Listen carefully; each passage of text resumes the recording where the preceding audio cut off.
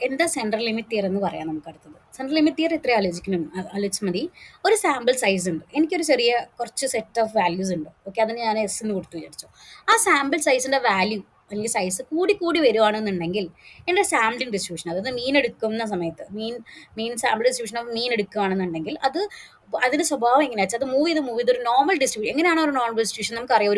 ഒരു എങ്ങനെയാ പറയുക, ഒരു ഹിമാലയൻ പോലെ അതായത് കയറി ആദ്യം മെല്ലെ മെല്ലെ സ്റ്റാർട്ട് ചെയ്യും, പിന്നെ ഒരു സ്ലോപ്പ്, പിന്നെ കുത്തനെ കയറും, പിന്നെ ഇറങ്ങും. അങ്ങനെയാണല്ലോ സാമ്പിളിംഗ് ഡിസ്ട്രിബ്യൂഷൻസുകൾ നോർമൽ ഡിസ്ട്രിബ്യൂഷൻസ് വർക്ക് ചെയ്യുക. ഇറ്റ്സ് നമുക്കൊരു റാ ഷേപ്പിലായിരിക്കും ഇത് വർക്ക് ചെയ്യുന്നത് അല്ലേ. അതിനെയാണ് നമ്മൾ നോർമൽ ഡിസ്ട്രിബ്യൂഷൻ എന്ന് പറയുക. സോ അതിലേക്ക് അപ്രോച്ച് ചെയ്യുന്നുണ്ടെങ്കിൽ I can call it as ആ തീരത്തിനാണ് നമ്മൾ സെൻട്രൽ ലിമിറ്റ് തീരം എന്ന് പറയുന്നത്.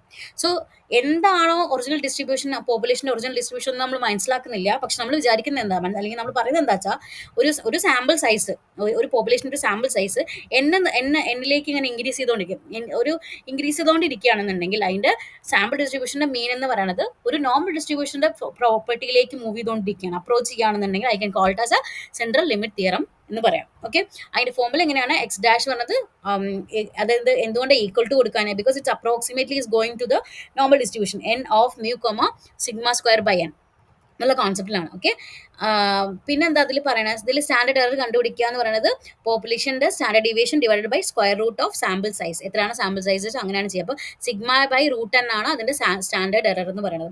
ഇങ്ങനെ ഇത്തിരി എഴുതി വെച്ചിങ്ങനെ സെൻട്രൽ ലിമിറ്റ് തിയറം എന്താണെന്നുള്ളത് മനസ്സിലാവും. ഓക്കെ, അടുത്ത ഞാൻ പറയാനുള്ളത് കോൺഫിഡൻസ് ഇന്റർവെൽസ് എന്നുള്ളൊരു കോൺസെപ്റ്റ് ആണ്. ഓക്കെ, നമുക്ക് ക്വസ്റ്റ്യൻസ് ഒക്കെ ഇങ്ങനെ വരാറുണ്ട്. അപ്പോൾ കോൺഫിഡൻസ് ഇന്റർവെൽ എന്ന് ഉദ്ദേശിക്കുന്നത് എന്താ വെച്ചാൽ ഒരു റേഞ്ച് ഓഫ് വാല്യൂസ് ആണ്. ഓക്കെ, അത് മിക്കതും ഒരു ട്രൂ പോപ്പുലേഷൻ അല്ലെങ്കിൽ ട്രൂ പോപ്പുലേഷൻ പാരാമീറ്ററിന്റെ പ്രോപ്പർട്ടി ഉണ്ടാവും. അതിനെയാണ് നമ്മൾ കോൺഫിഡൻസ് ഇന്റർവെൽ എന്ന് വിളിക്കുക. Range of values that likely contain the true population parameter. അതിനെയാണ് നമ്മൾ ട്രൂ ആയിട്ടുള്ള പോപ്പുലേഷൻ പാരാമീറ്റർ ഉണ്ടാവാനുള്ള ചാൻസസ് ഉണ്ട്. സോ ആ റേഞ്ച് ഓഫ് വാല്യൂസിനാണ് നമ്മൾ എന്ത് പറയുക? കോൺഫിഡൻസ് ഇന്റർവെൽ എന്ന് പറയുക. ഓക്കെ, ഇനി ഇതിന് വേറൊരു ഇന്റർപ്രിട്ടേഷൻ കൂടി ഉണ്ട്. It's a range of values derived from a sample data that is likely to contain the value of an unknown population parameter. അങ്ങനെയും നമുക്ക് പറയാം. അതായത് ഒരു റേഞ്ച് ഓഫ് വാല്യൂസ് ആണ്, അതൊരു സാമ്പിൾ ഡാറ്റയിൽ നിന്ന് ഡിറൈവ് ചെയ്താണെങ്കിൽ കൂടി അതിനൊരു എന്താ പറയുക, ഒരു likely to contain the value of ഒരു അൺനോൺ ആയിട്ടുള്ള പോപ്പുലേഷൻ പാരാമീറ്ററിന്റെ പ്രോപ്പർട്ടീസിലേക്ക് അല്ലെങ്കിൽ അതിന്റെ വാല്യൂലേക്ക് എത്താനുള്ള ഒരു പ്രോപ്പർട്ടി ഇതിനുണ്ട്. അതിനാണ് കോൺഫിഡൻസ് ഇന്റർവെൽസ് എന്ന് പറയാം. ഇതിനെ നമുക്കൊരു ഇന്റർപ്രിട്ടേഷൻ ചോദിക്കാം. അതായത് നമ്മൾക്ക് പറയാണ് 95% കോൺഫിഡൻസ് ഇന്റർവെൽ എന്ന് പറഞ്ഞാൽ നിങ്ങൾക്ക് എന്താണ് മനസ്സിലാവുന്നത്, അതിന് എന്താ ഇന്റർപ്രറ്റ് ചെയ്യണത് എന്നുള്ളത്. അപ്പൊ നമ്മൾ എഴുതേണ്ടത് പറയാം. അതായത് ഇപ്പൊ നമ്മൾ പറയാണ്, if we say the 95% confidence interval of the average heights of student is 160 to 170, it means that we are 95% confident that the true average height lies between 160 centimeter and 170 centimeter. ഇങ്ങനെ പറയുമ്പോൾ നിങ്ങൾക്കൊന്നും മനസ്സിലാവില്ല, ഞാൻ പറഞ്ഞുതരാം എന്തോ ഉദ്ദേശിക്കുന്നത്.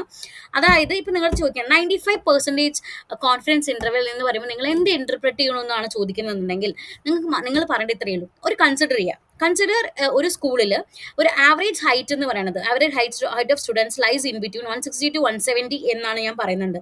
And I'm saying like it's 95% confidence interval. Okay, 95% ആയിട്ടുള്ള confidence ഇന്റർവെല്ലിൽ for the average of height of the school students is lying in between 160 and 170 എന്ന് പറയുമ്പോൾ ഞാൻ 95% കോൺഫിഡൻ്റ് ആണ്. അതായത് ആവറേജ് ഹൈറ്റ് എപ്പോഴും ഇൻ ബിറ്റ്വീൻ എവിടെ ഉണ്ടാവുള്ളൂ?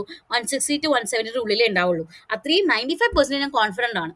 ഇപ്പം ഞാൻ ഇങ്ങനെ പറയാണ്, the average height of the school that is lies between 165 to 175 with a confidence interval of 90% എന്ന് പറഞ്ഞാൽ ഞാൻ 90% വിശ്വസിക്കാം, അല്ലെങ്കിൽ ഞാൻ 90% കോൺഫിഡൻ്റ് ആണ് ഈ എൻ്റെ സ്കൂളിലെ ആവറേജ് ഹൈറ്റ് എന്ന് പറയുന്നത് 165 to 175 ഉള്ളിലാണ് കിടക്കണമെന്ന് എനിക്ക് കോൺഫിഡൻ്റ് ആയിട്ട് പറയാം. അതാണ് ഈ CI എന്ന് പറയുന്നത്.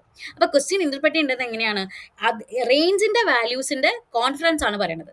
അതായത് 90നും 100നും ഇടയിലുള്ളതാണ് എനിക്ക് റേഞ്ച് വാല്യൂസ് എന്നുണ്ടെങ്കിൽ ഞാൻ പറയണത് 80%-ലും അത് എൻ്റെ പിള്ളേരെല്ലാവരും 90 എബോ വാങ്ങിക്കുമെന്ന് പറയുന്നത് എൻ്റെ കോൺഫിഡൻസ് ആണ്. അതാണ് കോൺഫിഡൻസ് ഇന്റർവെൽ എന്ന് ഉദ്ദേശിക്കുന്നത്. ഓക്കെ, ഇനി അതിൽ എന്തൊക്കെ കീ ടേംസുകൾ ഉണ്ട് എന്നുള്ളത് ഞാൻ ജസ്റ്റ് ഒന്ന് പറയാം. അതായത് അതിനെ റെപ്രസെന്റ് ചെയ്യുക പല രീതിയിലാണ് മക്കളെ. അതായത് സാമ്പിൾ മീൻ പറയും, മാർജിൻ ഓഫ് എറർ പറയും, confidence interval, how confident are we are that the true value, അതാണ് ഉദ്ദേശിക്കുന്നത്. അതിൻ്റെ ഇക്വേഷൻ ഇങ്ങനെയാണ്: CI = എക്സ് ഡാഷ് പ്ലസ്, അത് നിങ്ങൾക്ക് ഓൾറെഡി പഠിച്ചിട്ടുണ്ടാവും, സെറ്റ് എക്സ് ഡാഷ് എന്ന് പറഞ്ഞാൽ സാമ്പിൾ മീൻ ആണ്. ഓക്കെ, ദെൻ സെഡ് പറയുന്നത് സെഡ് വാല്യൂ ആണ്, സിഗ്മ എന്ന് പറഞ്ഞ പോപ്പുലേഷൻ സ്റ്റാൻഡേർഡ് ഡീവിയേഷൻ ആണ്, എന്ന് പറഞ്ഞ സാമ്പിൾ സൈസ് ആണ്. ഇതാണ് അതിന്റെ ഇക്വേഷൻ. അത് ജസ്റ്റ് ഒന്ന് എഴുതി വെക്കുക. ഇപ്പോൾ ഒരു ക്വസ്റ്റ്യൻ കിട്ടുകയാണ്. The average height of A 50 students is 160 centimetre with standard deviation of 15 centimetre. Find the 95% confidence interval എന്ന് പറയുകയാണെന്നുണ്ടെങ്കിൽ അവരെന്താ പറഞ്ഞേ? 50 പിള്ളേരുടെ ആവറേജ് ഹൈറ്റ് എന്ന് പറഞ്ഞാൽ 160 ആണ്. അതിന്റെ സ്റ്റാൻഡേർഡ് ഡീവിയേഷൻ എന്ന് പറഞ്ഞാൽ 15 സെന്റിമീറ്റർ മാത്രമാണ്. ഫൈൻഡ് ദിസ് 95% കോൺഫിഡൻസ് ഇന്റർവെൽ എന്ന് പറയുമ്പോൾ എനിക്ക് അവിടെ സാമ്പിൾ മീൻ മനസ്സിലായി 160 ആണെന്ന്. എന്റെ സ്റ്റാൻഡേർഡ് ഡീവിയേഷൻ മനസ്സിലായി 15 സെന്റിമീറ്റർ ആണ്. എത്ര സാമ്പിൾ സൈസ്? 50. കോൺഫിഡൻസ് ലെവൽ എത്രയാണ്? 95%. സോ നമ്മൾ എങ്ങനെയാണ് അത് എഴുതുന്നുണ്ടാവുക വെച്ചാൽ, നമുക്ക് എപ്പത്തെയും പോലെ സ്കൈപ്പൈ എന്നാണ് നമ്മൾ ഇമ്പോർട്ട് ചെയ്യുന്നത്. ഒന്നുകിൽ നിങ്ങൾ ഇമ്പോർട്ട് സ്കൈപ്പൈ എന്ന് പറഞ്ഞ സ്കൈപ്പൈ ഡോട്ട് സ്റ്റാറ്റ്സ് ആസ് എസ് എന്ന് പറഞ്ഞു കൊടുക്കാം, അല്ലെങ്കിൽ ഇതുപോലെ ഫ്രം സ്കൈപ്പൈ ഡോട്ട് സ്റ്റാറ്റ്സ് ഇമ്പോർട്ട് നോം എന്ന് പറഞ്ഞു കൊടുക്കാം. അത് നിങ്ങളുടെ ഇഷ്ടമാണ്, എങ്ങനെ വേണമെങ്കിൽ ചെയ്യാം. നമ്മൾ ഓരോന്നിനും ഈ കിട്ടിയ ഓരോ വാല്യൂ നമ്മൾ ഓരോ വാരിയബിൾസ് ആയിട്ട് കൊടുത്തു. മീന്, സ്റ്റാൻഡേർഡ് ഡീവിയേഷൻ, കോൺഫിഡൻസ് ലെവൽ എന്ന് പറഞ്ഞ് കൊടുത്തു. 95% ആയതുകൊണ്ട് 0.95 നമ്മൾ കൊടുക്കുള്ളൂ. ഇനി നമ്മൾ എങ്ങനെയാണ് ആ വാല്യൂ കണ്ടുപിടിക്കുന്നത് ചോദിച്ചിരിക്കുന്നത്? നോം ഡോട്ട് PPF ഓഫ് 0.75, അതായത് 75 എന്ന് പറയുന്നത് 05 ആണ്, 75 അല്ലേ, 05 ആണ് എന്ന് പറഞ്ഞ് കൊടുക്കുമ്പോൾ നമുക്ക് അതിന്റെ സെൽ വാല്യൂ കിട്ടും. ഇനി മാർജിൻ ഓഫ് എറർ കണ്ടുപിടിക്കാൻ നമുക്ക് ഓൾറെഡി പറഞ്ഞു, നമ്മൾ Z by root standard deviation, അതിൻ്റെ ഒരു ഫോർമുല ഉണ്ട് അല്ലേ. അതായത് ഇവിടെ കാണിച്ചു തരാം, മുകളിൽ ഇക്വേഷൻ്റെ പോലെ തന്നെ നമുക്ക് അതിൻ്റെ സെഡ് വാല്യൂ കിട്ടിയതിനെ ബാക്കി ചെയ്യാൻ എളുപ്പമാണ്. ഇതാണ് ഉദ്ദേശിക്കുന്നത്. ഓക്കെ, ആ മീൻ നമുക്ക് കണ്ടുപിടിക്കാൻ പറ്റും. അതിൻ്റെ ഇക്വേഷനാണ് ഇവിടെ കിടക്കുന്നത്. Set value into standard deviation by square root of n, അതാണ് നമ്മുടെ മാർജിൻ ഓഫ് എറർ എന്ന് പറയുന്നത്. ഈ കോൺഫിഡൻസ് ഇന്റർവെൽ എന്ന് പറയുന്ന സമയത്ത് നമുക്ക് ലോവർ ലിമിറ്റും അപ്പർ ലിമിറ്റും കണ്ടുപിടിക്കണം. അപ്പോൾ എന്താ ചെയ്യുക വെച്ചാൽ, നമുക്ക് നേരത്തെ നമ്മുടെ ഉള്ള മീൻ മൈനസ് മാർജിൻ ഓഫ് എറർ കണ്ടാൽ നമുക്ക് ലോവർ ലിമിറ്റ് കിട്ടും. മീൻ പ്ലസ് മാർജിൻ എറർ എടുത്തു കഴിഞ്ഞാൽ നമുക്ക് അപ്പർ ലിമിറ്റ് കിട്ടും. സോ നമുക്ക് കോൺഫിഡൻസ് ഇന്റർവെൽ ഏത് റേഞ്ചിലാണ് കിടക്കണമെന്ന് കണ്ടുപിടിക്കാൻ പറ്റും. ഒത്തിരിയും പറയാം, നമ്മൾ യൂസ് ചെയ്യുന്നത് ഫംഗ്ഷൻ എന്ന് പറയുന്നത് സെറ്റ് വാല്യൂ എന്നുള്ള കോൺസെപ്റ്റ് ആണ്. സെറ്റ് വാല്യൂ അത് നോം ഡോട്ട് PPF എന്ന് പറഞ്ഞ ഫംഗ്ഷനാണ് നമ്മൾ യൂസ് ചെയ്തത്. നോം ഡോട്ട് PPFൽ നമ്മുടെ കോൺഫിഡൻസ് ലെവലിന്റെ വാല്യൂ നമ്മൾ കൊടുത്തേക്കുന്നു ആൻഡ് നമ്മളത് ചെയ്യുന്നു. ഓക്കെ, കോൺഫിഡൻസ് വാല്യൂ കൊടുത്തു, അപ്പോൾ നമുക്ക് സെറ്റ് വാല്യൂ കിട്ടി. ഇനി മാർജിൻ ഓഫ് എറർ കണ്ടുപിടിക്കാൻ നമ്മൾ എന്താ ചെയ്തത്? Set values into standard deviation sigma by root n എന്നുള്ള കോൺസെപ്റ്റിൽ ഞാൻ എൻ്റെ മാർജിൻ ഓഫ് എറർ കണ്ടുപിടിച്ചു. മാർജിൻ ഓഫ് എറർ കണ്ടുപിടിച്ച ശേഷം ഞാൻ എന്താ ചെയ്തത്? നമ്മൾ അതിൽ ലോവർ ലിമിറ്റും അപ്പർ ലിമിറ്റും കണ്ടുപിടിച്ചു. ലോവർ ലിമിറ്റും അപ്പർ ലിമിറ്റും എടുത്താൽ അത് വെച്ച് നമ്മൾ എന്ത് ചെയ്യുക? പ്രിന്റ് ചെയ്ത് കാണിക്കാം. ഓക്കെ, ജസ്റ്റ് അറിയിക്കണമെന്നേ ഉള്ളൂ. അടുത്ത ഹൈപ്പോത്തിസിസ് ടെസ്റ്റിംഗ് ആണ്. പലതരത്തിലുള്ള ഹൈപ്പോത്തിസിസ് ടെസ്റ്റിങ്ങിനെ കുറിച്ചാണ് നമ്മൾ അടുത്ത് സംസാരിക്കാൻ പോണേ. അടുത്ത വീഡിയോസിൽ ഓരോന്നോരോന്നായിട്ട് പറഞ്ഞുതരാം. Okay, thank you.